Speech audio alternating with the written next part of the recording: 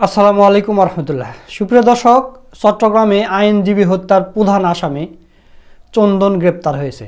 সেই সাথে তার হত্যায় অংশ নেওয়া আরেকজন আসামি রিপন, তাকেও গ্রেপ্তার করেছে। মোট এই দুইজন আসামিকে গ্রেপ্তার করা হয়েছে।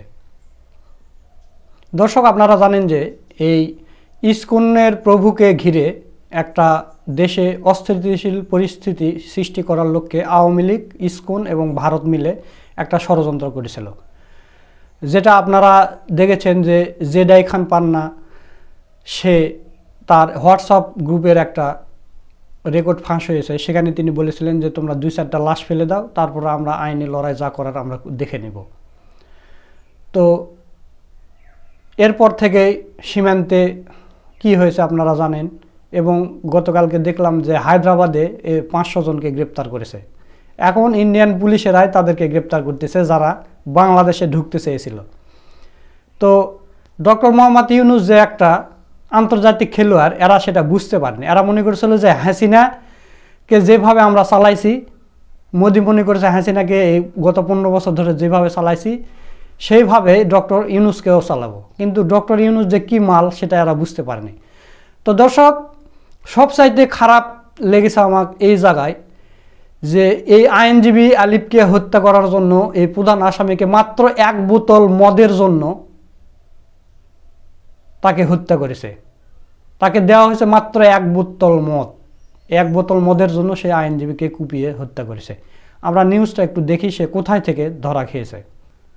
চট্টগ্রামে আইনজীবী সাইফুল ইসলাম আলিফ হত্যার মামলার প্রধান আসামি চন্দন বর্মকে কিশোরগঞ্জের ভৈরব রেল স্টেশন থেকে গ্রেপ্তার করা হয়েছে। গ্রেপ্তার চন্দন চট্টগ্রামের কোতলিয়া থানার ব্যান্ডেড রোডের সেবক কলোনির ধারী বর্মনের ছেলে। এ হচ্ছে মেথরপট্টি, এটা একটা মেথরপট্টি, সে একটা মেথর। তাকে 1 বোতল মদ দিয়ে ভাড়া করা হয়েছিল এবং সে 1 বোতল মদের জন্য আইনজীবীকে হত্যা করেছে। কিশোরগঞ্জের অতিরিক্ত পুলিশ সুপার মোহাম্মদ আলামিন হোসাইন জানান, ভৈরব থানার ওসি শাহিন মিয়ার নেতৃত্বে বুধবার রাত 11:40 রেল স্টেশন থেকে চন্দনকে গ্রেপ্তার করা হয়। ওসি শাহিন মিয়া জানায়, ইতিমধ্যে চন্দনকে নেওয়ার জন্য চট্টগ্রাম পুলিশ ভৈরবে এসেছে। এর আগে গত 9 নভেম্বর রাজধানীর শাহজালাল আন্তর্জাতিক বিমানবন্দর থেকে বাংলাদেশের সম্মিলিত সনাতনী জাগরণ জোটের মুখপাত্র চিন্ময় দাস ব্রহ্মচারীকে গ্রেপ্তার করে পুলিশ গোয়েন্দা শাখা। পরে 26 নভেম্বর তাকে চট্টগ্রামের আদালতে তোলা হয়। আদালতে তার জামিন নামঞ্জুর করে কারাগারে পাঠানোর আদেশ দেন। আদালতে পাঠানোর পথে তাকে বহনকারী পিজন ভ্যান আটকে দেয় চিন্ময় কৃষ্ণ দাসের অনুসারীরা। তাদের সরিয়ে দিতে চিন্ময় দাসকে কারাগারে নেওয়ার পথে আইনশৃঙ্খলা বাহিনীর চিন্ময় কৃষ্ণ দাস ব্রহ্মচারী অনুসারীদের সংঘর্ষ হয়। এই ঘটনায় তরুণ আইনজীবী সাইফুল ইসলাম আলিফকে হত্যা করা হয়। তো দর্শক, এই বিষয় নিয়ে ফেস দ্য পিপুল একটা নিউজ করেছে, চলুন সেই নিউজটা আমরা একটু দেখে আসি।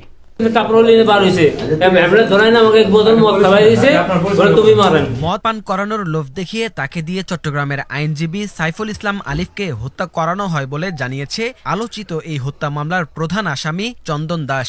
বুধবার মধ্যরাতে ভৈরব থানা পুলিশের একটি টিম অভিযান চালিয়ে রেল স্টেশন থেকে তাকে গ্রেফতার করার পর এসব কথা জানায় সে। গ্রেফতার চন্দন চট্টগ্রাম নগরের কোতোয়ালি থানাধীন বান্ডেল রোডের সেবক কলোনির মেথরপট্টি এলাকার মৃত ধারীর ছেলে। ভৈরবের মেথরপট্টিতে চন্দনের শ্বশুর বাড়ি বলে পুলিশ জানিয়েছে। তবে শ্বশুর বাড়িতে পৌঁছানোর আগেই তাকে ভৈরব রেলওয়ে স্টেশন থেকে পুলিশ গ্রেফতার করে। চন্দনকে গ্রেফতারের বিষয়টি নিশ্চিত করে চট্টগ্রাম মেট্রোপলিটন পুলিশের অতিরিক্ত উপপুলিশ কমিশনার কাজী মোহাম্মদ তারেক আজিজ গণমাধ্যমকে বলেন, আইনজীবী সাইফুল ইসলাম আলিফকে হত্যার প্রধান আসামি চন্দনকে ভৈরব থেকে গ্রেফতার করা হয়েছে। গত 26 নভেম্বর রাষ্ট্রদ্রোহের মামলায় জামিন নাকচ করে সম্মিলিত সনাতনী জাগরণ জোটের মুখপাত্র চিন্ময় কৃষ্ণ দাসকে কারাগারে পাঠানোর আদেশ দেন চট্টগ্রামের 6ষ্ঠ মহানগর হাকিম কাজী শরীফুল ইসলাম।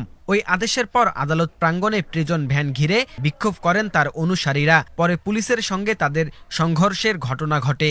বিক্ষোভকারীরা আদালত পাড়াসহ আশপাশের এলাকায় ব্যাপক তাণ্ডব চালায়। হামলা করে রঙ্গম কনভেনশন হল সড়কে আইনজীবী সাইফুল ইসলাম আলিফকে নৃশংসভাবে কুপিয়ে হত্যা করা হয়। পুলিশ এই হত্যাকাণ্ডের ভিডিও ফুটেজ দেখে হত্যাকারীদের চিহ্নিত করেছে। এসব ঘটনায় একটি হত্যাসহ 5টি মামলা করা হয়। এর মধ্যে 3টি মামলা করেছে পুলিশ। আইনজীবী সাইফুল ইসলামকে হত্যার ঘটনায় নিহতের বাবা জামাল উদ্দিন বাদী হয়ে চট্টগ্রাম কোতোয়ালি থানায় 31 জনের নাম উল্লেখ সহ অজ্ঞাত 10-15 জনকে আসামি করে একটি হত্যা মামলা দায়ের করেন। ওই মামলার ১ নম্বর আসামি চন্দন দাস। এই মামলায় পুলিশ আগেই ৯ জনকে গ্রেফতার করেছে।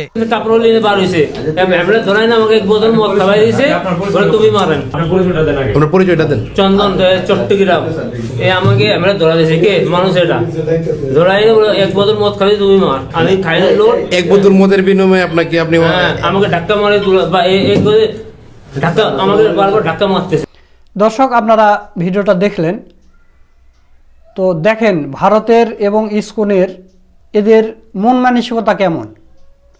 এরা একজন আইনজীবীকে হত্যা করেছে, আবার একজন মেথরকে দিয়ে, সে প্রধান আসামি সে নিজে স্বীকার করতেছে যে আমাকে 1 বোতল মদ দিতে চেয়েছিল। 1 বোতল মদের কারণে একটা মানুষকে হত্যা করা হলো, আর এটা এই ভারতের দ্বারা, ইসকন দ্বারাই সম্ভব। মোদির ডিম পারি হাঁস গত 15 বছর ধরে যেভাবে ডিম দিয়ে গেছে, সোনার ডিম পারে হাঁস, সে হাঁসটা এখন হাতছাড়া হয়ে গেছে। এই কারণে মোদির মাথা গরম হয়ে গেছে, মানে কখন কি করতে চাচ্ছে তার কোনো ঠিক ঠিকানা নেই। এরপর দেখা গেল যে ভারতের যেগুলো মিডিয়া এত পরিমাণ মিথ্যাচার করতেছে তারা, মানে ভারতের মিডিয়া যদি এইভাবে কথা বলে তাহলে তারা সত্য নিউজ কখন করে, কিভাবে করে, এটা আমার বুঝে আসে না। পরবর্তীতে আমরা দেখলাম যে RTV একটা নিউজ করছে, আপনারা এই পাশে দেখতে পাচ্ছেন যে এখানে লেখা আছে মাইক্রোসফটের সমীক্ষা, বিশ্বে ভুয়া তথ্য ছড়ানোর শীর্ষে ভারত।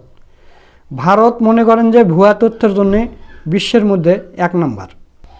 এদের পরিকল্পনা ছিল যে এই ইসকনের প্রভুকে দিয়ে একটা গণ্ডগোল বাঁধিয়ে রেখে মোদি তার ভারতে ভোট পাবে এবং ডক্টর মোহাম্মদ ইউনূসের মান সম্মান ক্ষুণ্ণ করবে এবং বাংলাদেশের মান সম্মান ক্ষুণ্ণ করবে, কিন্তু তা হয়নি। আপনারা গতকালকে দেখেছেন যে প্রধান উপদেষ্টা ডক্টর মোহাম্মদ ইউনূসের সাথে সকল ধর্মের লোকেরা দেখা করেছে, আপনারা স্ক্রিনে দেখতে পাচ্ছেন ছবি। এটাই আমাদের বাংলাদেশ, এটাই সম্প্রীতির বাংলাদেশ। আর ভারতে দেখা যায় যে তারা বিভিন্ন মসজিদ ভেঙে ফেলে দিচ্ছে, বলতেছে এখানে মন্দির ছিল আগে। কত বছর আগে মন্দির ছিল? 100 বছর 150 বছর আগে মন্দির ছিল, তার কোনো ইতিহাস নাই, কিছু নেই। অথচ তারা একের পর এক মসজিদ ভেঙতেছে। নিজের দেশের সম্পত্তি সে রক্ষা করতে পারে না, সে বাংলাদেশ নিয়ে তাদের মাথা ব্যথা দেখলে আপনারা অবাক হয়ে যাবেন। তারা রুটি দিয়ে, গোবর দিয়ে রুটি খাচ্ছে, গোমূত্র দিয়ে মুখ ধুচ্ছে, পান করতেছে, সেগুলো বিক্রি করতেছে এবং তারা আমাদের সম্প্রীতি শিখাচ্ছে। কি একটা হাস্যকর বিষয় না? তো দর্শক, এরা যত ষড়যন্ত্র করুক বাংলাদেশ এগিয়ে যাবে ইনশাল্লাহ। আপনারা ইতিমধ্যে খবর পেয়েছেন যে রিজার্ভে হাত না দিয়ে গত 4 মাসে অনেকগুলো ঋণ পরিশোধ করা হয়েছে এবং ভারতের থেকে মুখ ফিরে নিয়েছে এবং বিভিন্ন দেশের, দক্ষিণ এশিয়ার বিভিন্ন দেশের সাথে কিন্তু বাংলাদেশের আমদানি রপ্তানি শুরু হয়ে গেছে। ভারতের থেকে আমরা যদি কিছু নাও নিই তাহলে আমাদের চলবে। দক্ষিণ এশিয়ার অনেকগুলো দেশ ভারতের থেকে কিছু না নিয়েও, তাদের সাথে ব্যবসা বাণিজ্য না করেও তারা টিকে আছে, আমরাও পারবো ইনশাল্লাহ। পাকিস্তানের সাথে আমাদের সম্পর্ক ভালো শুরু হয়েছে এবং করাচি ঢাকার মধ্যে যে ফ্লাইট বন্ধ হয়েছিল সেটাও 2-1 দিনের মধ্যে চালু হবে ইনশাল্লাহ। এখন যে চিন্ময় দাস ব্রহ্মচারী, এই প্রভুকে নিয়ে যে গুটি সাজাতে চেয়েছিল, এখন সেই প্রভুর কোনো আইনজীবী নেই, তার পাশে আর কেউ দাঁড়াচ্ছে না, কারণ পুরো জাতি এখন বুঝে গেছে যে এরা এটা নিয়ে কি একটা সাজাতে চাইছিল। আপনারা স্ক্রিনে দেখতে পাচ্ছেন যে চিন্ময় প্রভু দাসের কোনো আইনজীবী তার পক্ষে দাঁড়ায়নি। তাদের এইরকমই পরিণত হবে এবং যারা বাংলাদেশের বর্ডারের কাছে এসে আন্দোলন করেছিল তাদের সবাইকে কিন্তু গ্রেপ্তার করা হয়েছে। ডক্টর ইউনূস যে কি বড় খেলোয়াড়, কি মাপের খেলোয়াড়, আন্তর্জাতিক খেলোয়াড়, সেটা ভারত বুঝতে পারেনি, তবে এখন বুঝতে পারতেছে। তো দর্শক, আইনজীবী আলিফ হত্যার 2 জন আসামি ধরা খেয়েছে এবং তাদের সুষ্ঠু তদন্ত হবে এবং জানি যথাযথ বিচার হবে ইনশাল্লাহ, আমরা এই আশাই করতেছি। আসলে এই নিউজটা দেওয়ার জন্যই ভিডিওটা বানানো। তো এই কথা বলে আজকের ভিডিও এখানে শেষ করছি। সকলকে ধন্যবাদ। আসসালামু আলাইকুম ওয়া রাহমাতুল্লাহ।